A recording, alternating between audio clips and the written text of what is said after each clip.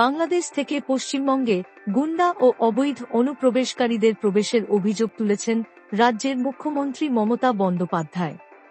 তিনি দাবি করেছেন, ভারতীয় সীমান্তরক্ষী বাহিনী বিএসএফ তাদের ভারতে ঢোকার সুযোগ করে দিচ্ছে।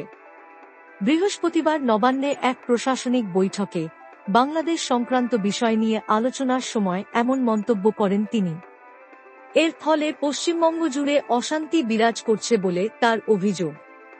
ভারতীয় সংবাদ মাধ্যম সংবাদ প্রতিদিনে প্রকাশিত একটি ভিডিওতে মমতাকে এই মন্তব্য করতে শোনা গেছে। তিনি বলেন, বিজেপি বিএসএফের সঙ্গে যোগসাজশ করে এ কাজ করছে।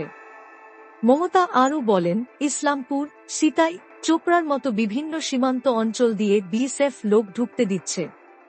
আমাদের কাছে এর নির্দিষ্ট খবর রয়েছে, অথচ আপনারা এর প্রতিবাদ করছেন না। তার আরও দাবি, সীমান্ত দিয়ে গুন্ডা পাঠানো হচ্ছে, তারা এখানে অপরাধ করে আবার বাংলাদেশে পালিয়ে যাচ্ছে। এটি বিএসএফ এর ভেতরকার কাজ এবং কেন্দ্রীয় সরকারের পরিকল্পনার অংশ।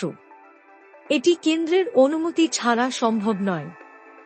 সীমান্ত রক্ষার দায়িত্ব রাজ্যের নয়, বিএসএফ এর হাতে রয়েছে উল্লেখ করে তিনি বলেন, কেউ যদি তৃণমূল কংগ্রেসকে বদনাম করার জন্য এমন কাজ করে, তাহলে এটা তৃণমূল কংগ্রেস করছে না।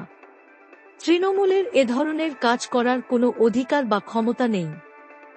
বাংলাদেশের সঙ্গে পশ্চিমবঙ্গের সম্পর্ক প্রসঙ্গে তিনি বলেন, আমাদের দুই বাংলার মধ্যে কোনো সমস্যাই নেই। আমরা চাই উভয় জায়গাতেই শান্তি বজায় থাকুক। ভাষার সম্পর্ক আমাদের ঐতিহ্যগত।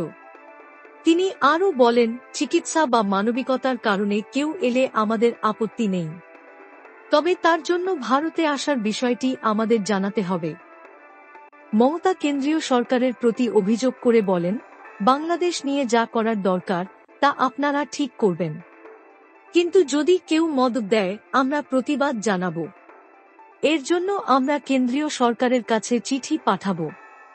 আফসানা মিমি, আন্তর্জাতিক ডেস্ক।